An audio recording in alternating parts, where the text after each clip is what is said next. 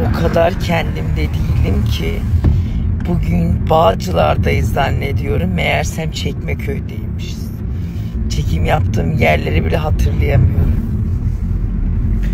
Ateşim gayet iyi. Yok bugün ateşim, halsizliğim de yok. Dün neredeyse mutfakta bayılıyordum ama bugün daha iyiyim.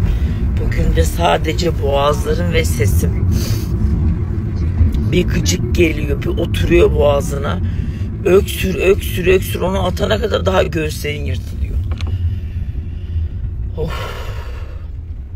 Şurup falan verdi. Doktor ilaç verdi. Antibiyotik verdi. Ama dünkü serum bayağı iyi geldi. Cidden aciller dolu. Salgın her tarafta.